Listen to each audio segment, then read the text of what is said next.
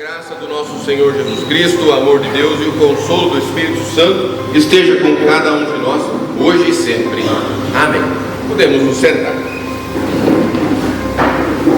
Nessa semana eu estava meio em dúvida sobre como ia abordar os textos aí para a gente fazer um sermão para hoje. Porque a gente sabe que Jesus os ofícios dele, ele é profeta, ele é sacerdote, sumo sacerdote, e ele é rei, né? E esse final de semana fala sobre esse reinado de Jesus, né? Fala do julgamento. E eu confesso para vocês que eu tive a ideia de fazer o seguinte: tem uma pala em casa, tem tudo na verdade. Tem uma que eu peguei emprestado do seu Lineu, uma pala, e está lá em casa, que era para mim encarregar umas brigas, mas não deu coragem, né? Está lá, pá. Eu pensei em entrar com aquela pá assim, na hora, imagine a cena, entrar com a pá e colocar aqui: eis que vai vir Jesus e vai separar a palha do trigo. Puxa vida, né? Pensei, mas eu pensei, não, melhor essa aí não, é muito forte, porque será que Jesus ia fazer isso lá? Ele fez isso lá na época dele, né? Se pensar, pensei, não, mas eu não quero pegar essa abordagem, eu quero pegar uma outra abordagem, né? Eu fiquei pensando, mas então como é que é o reinado de Jesus? Como é que ele desenvolveu o seu reinado? Como é que foi o plano de reinado de Jesus, né? O objetivo é muito claro, e a gente tem aí o texto de Romanos 15, ali no versículo 4 diz assim: porque tudo o que está nas Escrituras foi escrito para ensinar, a fim de que tenhamos esperança por meio da paciência e da coragem que as Escrituras nos dão. Esse é o versículo base para a nossa meditação, que traz esses dois assuntos: paciência e coragem. Paciência e coragem. Mas o plano de reinado de Jesus tem um objetivo muito claro. Jesus veio aqui nesse mundo para obedecer à vontade de quem? Jesus veio para obedecer à vontade de quem aqui nesse mundo? Vocês sabem? A vontade do Pai. Ele não veio para fazer o nosso desejo, a nossa vontade, a vontade do Pai. E qual que é a vontade do Pai? Qual que é o propósito que Deus coloca na vida de cada ser humano e que Ele quer executar na vida de cada ser humano?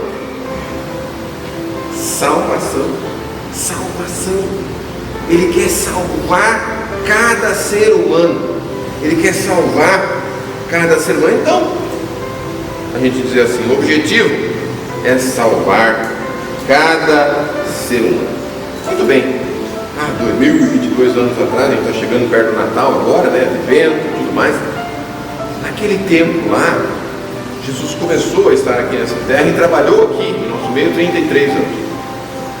Mas o reinado dele começa a partir do momento que ele está à direita do Pai. Aí ele está reinando.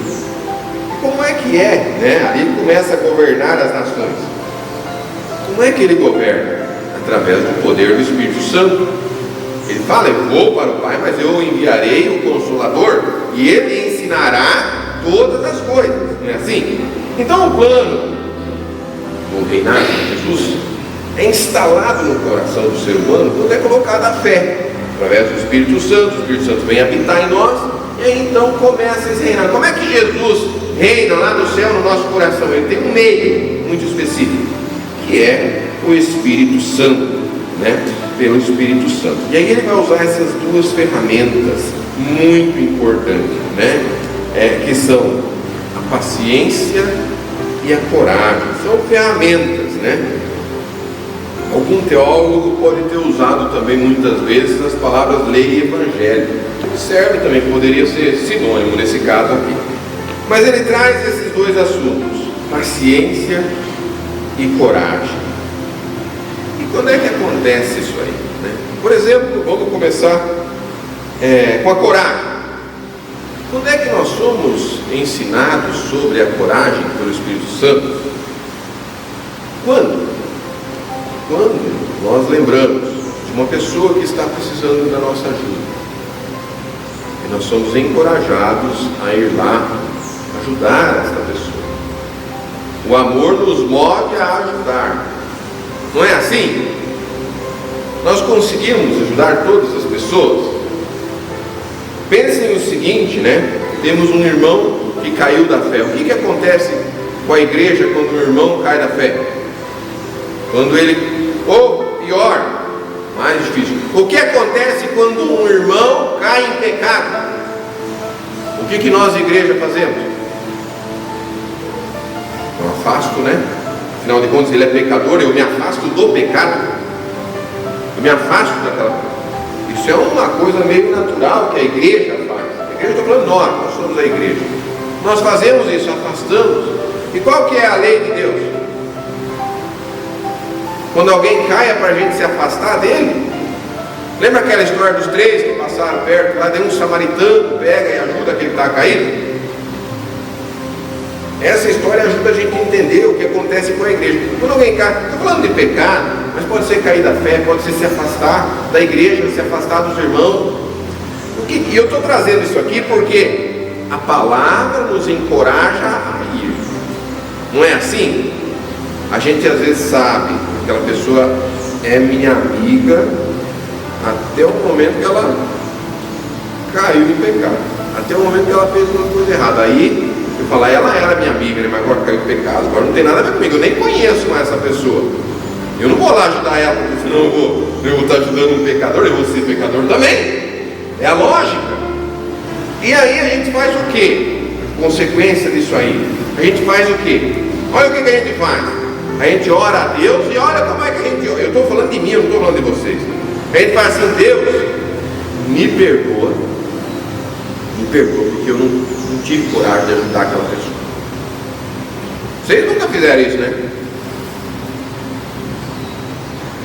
Vocês perceberam o que está acontecendo nesse caso aqui? Nós estamos reconhecendo que Deus faz o que nós não fazemos, que Ele fez o que nós precisávamos fazer, que Ele tem capacidade e amor e Ele tem um jeito de fazer o que a gente não faz. E isso faz com que a nossa esperança de que a gente possa ser bem-aventurado no dia do juízo aumente. Coragem. Mas também nos ensina através da paciência. Coragem quando a gente é para ir atrás de uma pessoa que precisa de ajuda, ajudar, mesmo que seja desafiador, como nesse caso do pecado. Coragem. Mas também ensina para nós a paciência, porque nós seres humanos somos muito ansiosos e nós queremos tudo para hoje. Eu já comentei esses dias numa das mensagens, queremos tudo para ontem, né? Não foi aqui. Tudo para ontem a gente quer, está com muita pressa. A gente manda um zap e já fica olhando se foi visualizado. Ou você não faz assim, pode contar, hein? Vocês fazem também, manda um zap, aqui fulano já viu aqui, não, tá certo, já daqui a pouco vai responder. Mas não respondeu ainda, né? A gente tem assim, né? Tem essa ansiedade.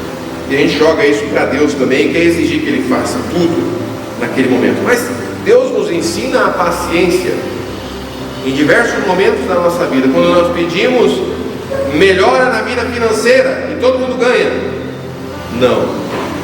não é sempre que vem a melhor na vida financeira, porque Deus não quer dar melhor na vida financeira. Ele é sábio, poderoso, Ele sabe o que é certo e errado. Às vezes a gente quer saúde. Ô pastor, saúde é uma coisa tão importante, não é assim? Saúde. E às vezes não dá. Isso também nos ensina através da paciência, onde nos freia, nos fala, não vai, você não vai ter isso agora nesse momento, você não pode ter isso nesse momento. Isso, queridos irmãos e irmãs, faz com que a nossa esperança cresça. A gente desanima da gente e confia nele. Esse é o objetivo esse é o plano de governo, né? O objetivo é a salvação de todos, mas esse é o plano de governo, né? O plano de reinado, quer dizer, o plano de reinado de Jesus. Esse é o plano de reinado de Jesus, onde Ele quer o quê? Ele quer usar a paciência e a coragem para trabalhar e fortalecer a nossa fé nele, a nossa esperança nele. Muito bem, paciência e coragem. Como é que isso é ensinado para nós? Quem é que ensina? Eu falei no começo, né? O Espírito Santo. O Espírito Santo ensina isso para a gente. como é que ele ensina, de uma maneira muito clara e específica. Não fique imaginando que o seu coração vai te ensinar. Não fique imaginando que o mundo vai te ensinar. Deus, ele ensina através da sua palavra. O reino da palavra. Não é através. Pode ser através da chuva, ele pode ajudar a gente a entender alguma coisa. Mas se não tiver a palavra, fica só chuva. Perdemos a essência. Ele ensina através da palavra. Essa palavra que nos repreende e nos anima em todo o versículo. Essa palavra que nos encoraja e nos fala para termos paciência a cada versículo. E isso, queridos irmãos e irmãs, juntamente com o sacramento da ceia e do batismo. Ô pastor, o batismo já faz tempo, eu fui batizado faz tempo já, né? Não preciso mais. Batismo, a gente lembra cada dia que a gente entrou. O que acontece no dia do nosso batismo? Entramos no reino de Jesus. É ali que nós entramos no reino de Jesus. Então lembrar que nós estamos nesse reino de Jesus é algo muito importante. Então, palavra, Santa Ceia e batismo. Esses são os sacramentos que a Bíblia ensina. Esses são os sacramentos que nós temos para nos ensinar a ter coragem e para nos ensinar também, além da coragem, a termos a paciência. Agora tem um detalhe muito especial. Vocês já sentiram vontade de ajudar uma pessoa que não merece? Pensa assim, eu tinha que ajudar essa pessoa, mas poxa, também não faz por merecer, né? Já passou por vocês isso aí alguma vez? No coração de vocês, na mente de vocês? Eu queria ajudar, mas não merece também, né? Não colabora, não é assim? Isso passa na nossa mente humana. E aí, volta a mesma coisa de antes, né? O que acontece na nossa mente? A gente sabe que precisaria ajudar. E a gente se coloca diante de Deus, né? É aquela parte do Pai Nosso, que a gente lembra e tem decorado desde o catecismo. Perdoa as nossas dívidas, assim como nós perdoamos os nossos devedores. Lembra desse texto? Isso está gravado no coração de vocês também? Está gravado? Que a gente tem que cuidar das pessoas que estão ao redor, aqueles que estão ali, que pode ser que eles não estão merecendo, não são, eles estão às vezes devendo para a gente, mas a gente vai fazer o que com eles? Cobrar, pastor, pega a pá, pega a pá, vamos cobrar, vamos separar o trigo da palha, vamos tacar essa palha no fogo logo. É isso que o Pai Nosso ensina. O que o Pai Nosso ensina? Perdoa assim como nós perdoamos. E aí, quando eu vejo uma situação dessa, que nós olhamos para uma pessoa que ali está e pensamos, bom, ela não faz por merecer, eu não vou ajudar. Na nossa mente, Jesus, a palavra está decorada, está no nosso coração, lembra assim, olha, o certo é esse que te ofendeu, você perdoa, você amar igual a não. A palavra ofender também está junto nesse texto aí. Ela faz parte da nossa vida. E aí novamente a gente vem ali no fortalecimento da esperança. Por quê? Porque a gente ora a Deus e pede assim, Deus, perdoa as nossas dívidas assim como nós perdoamos. A gente lembra, puxa, mas nós não perdoamos. Deus, o Senhor consegue perdoar mesmo assim? Vocês fazem isso também? Ou só eu que faço? Vocês fazem isso também? Quem nunca fez isso, perdoa. Porque tem situação que a gente não consegue perdoar. E a gente pede Deus, pede a Deus, sabendo que Ele vai além da nossa capacidade, vai além da nossa força. Ele é maior do que nós, maior do que a nossa vontade, o nosso desejo, a nossa capacidade. E Ele vai além. E assim, a nossa esperança aumenta, pois Deus quer que a gente perceba, né? Mesmo a gente olha para a pessoa e pensa, não merece ser ajudado, mas isso faz a gente pensar o quê? E reflitam comigo, quando nós fazemos isso com outro e pedimos para Deus ter misericórdia da gente, a gente reconhece que Deus faz o que é correto. E aí o detalhe especial: a gente merece ser perdoado, merecer, por merecimento. Nós temos mérito de ser perdoado, mas não temos mérito de ser perdoado. E aí então, quando nós lembramos dessa situação e oramos a Deus pedindo: Deus, me perdoa por não, me ajuda, fortalece, me perdoa, que eu não consegui, mas você me perdoa. A gente entende que Ele está acima de nós. A gente percebe que Ele é capaz de amar, perdoar e tratar de modo justo, como falam os textos do Rei justo, tratar de modo justo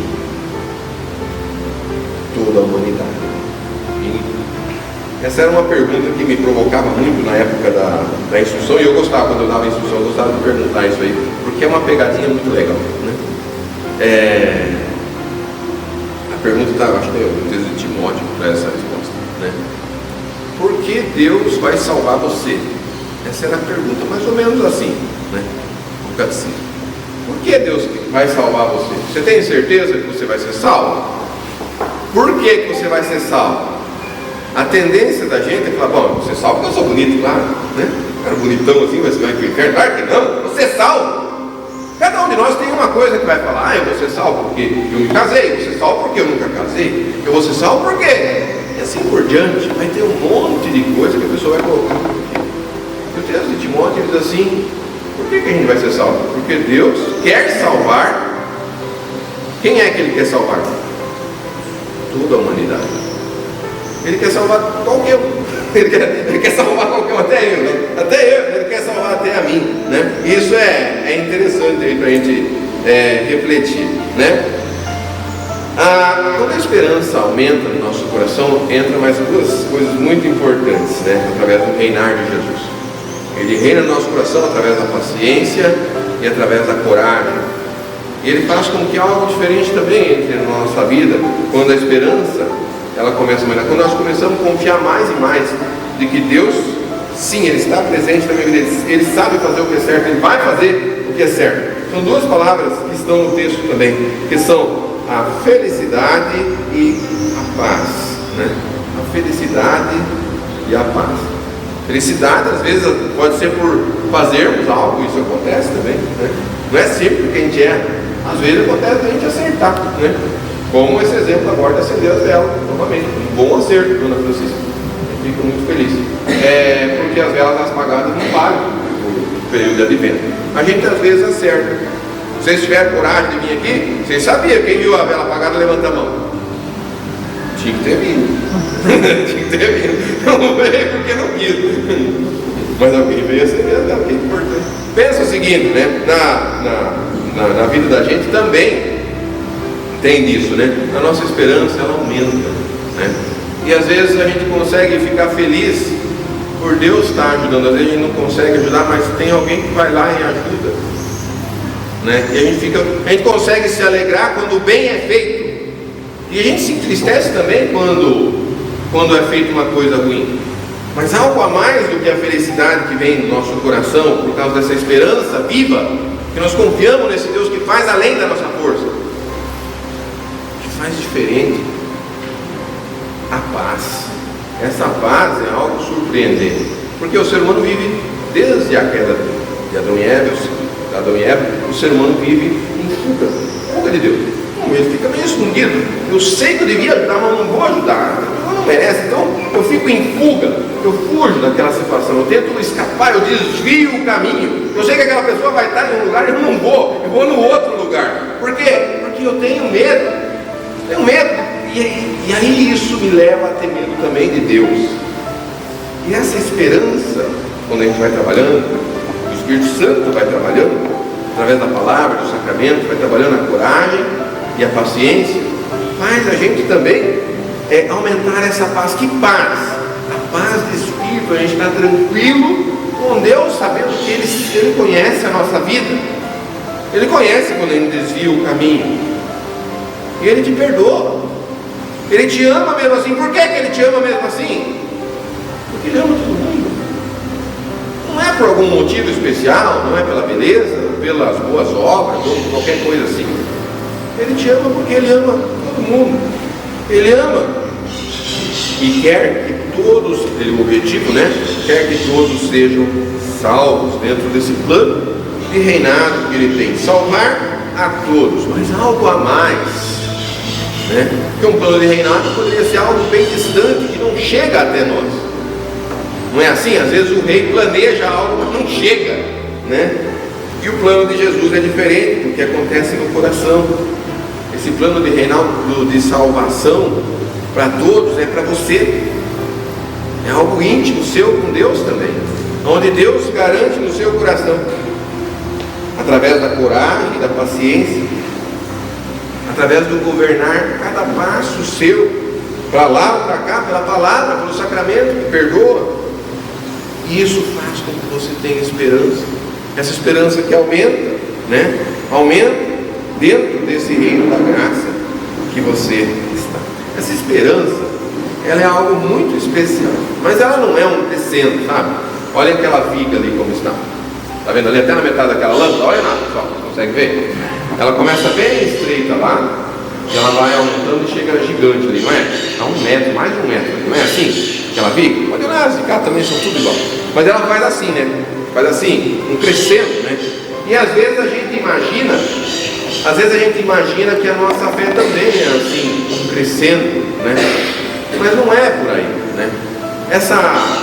Esse trabalho que o Espírito Santo faz no nosso coração, através da coragem, da paciência, que fortalece a nossa esperança, é algo diferente, não pode ser medido dessa maneira. Não dá para medir com régua.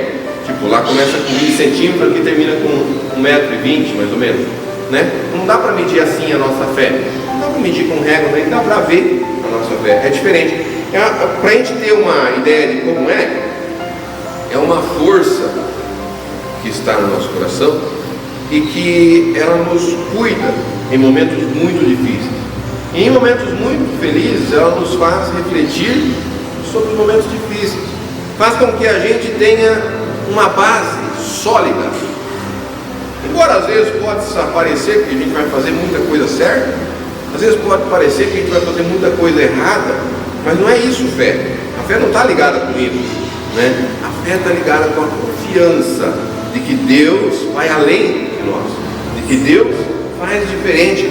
Uma das palavras que a gente poderia usar aqui, não sei se é bem empregada nesse caso, mas é por aí, a resiliência. Está meio na moda agora, esses tempos atrás, de falar de resiliência. Essa força que você tem diante das situações. Mas não é uma força para você fazer o que é certo ou não, mas é uma força para que mesmo que você caia, mesmo que o seu irmão caia, você saiba que esse Deus continua sendo o seu rei.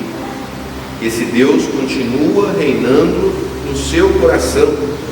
Isso é maravilhoso, né? A gente poderia dizer assim, brincar um pouco com o apóstolo Paulo, ele acaba sendo meio amigo da gente, a gente fala tanto do apóstolo Paulo, ele fica meio assim, né? Está meio do lado, ele sempre está por aí, né? Parece que a gente está sempre conversando. E o apóstolo Paulo, uma vez, ele deu uma bola fora que não deu nada certo. Ele falou assim: olha, Jesus morreu para pagar os pecados de todos os pecadores e para pagar os meus pecados, que eu sou o pior dos pecadores, né? Penso que ele não falou bem certo. Mas vamos aproveitar, já que ele falou, né? Ele falou que ele é o pior dos pecadores. Já que Deus acolhe o apóstolo Paulo, que é o pior dos pecadores, que não merece, e deu a vida eterna para o apóstolo Paulo, ele também há de dar a vida eterna. Ele também há de cuidar de cada um de nós, através da coragem e da paciência, como o apóstolo Paulo escreve aqui nesse texto. Ele há de cuidar para que o nosso coração tenha coragem em momentos especiais e que tenha paciência, não raiva. Que o nosso coração fique firme nessa palavra, nessa certeza, nesse cuidado que Deus tem por cada um de nós. Afinal de contas, assim como o apóstolo Paulo, nós somos imitadores de Cristo Jesus. Pela esperança que Ele nos dá, nós vivemos aqui certos de que Ele está no comando Jesus veio aqui nesse mundo para quê? Por que Jesus veio aqui nesse mundo? Fazer a vontade do Pai. É isso que ele veio fazer. A vontade do Pai não sabe que é a salvação, mas ele veio aqui fazer a vontade do Pai. Quando Jesus veio aqui fazer a vontade do Pai, ele também colocou no nosso coração essa fé. E essa fé que é algo maravilhoso, que torna a gente pronto para enfrentar cada dia. Bom, eu comecei falando sobre a tal da pá, né? Vocês viram o texto do Evangelho de hoje, né? O texto do Evangelho de hoje traz aquela narrativa onde Jesus está com a pá na mão, né? Imagine alguém que está colhendo e está separando, né, o trigo da palha, e uma parte ele joga no fogo e uma parte ele joga para o seu celeiro, guarda no seu celeiro, guarda ali aonde ele precisa guardar. E com certeza é uma imagem muito forte e às vezes dá medo, mas a gente tem que lembrar o quê? Lembrar que Deus tem reinado no nosso coração e que Ele tem nos ensinado pela coragem e pela paciência. Ele nos tem ensinado, Ele tem ensinado a cada um de nós a crer mais e mais.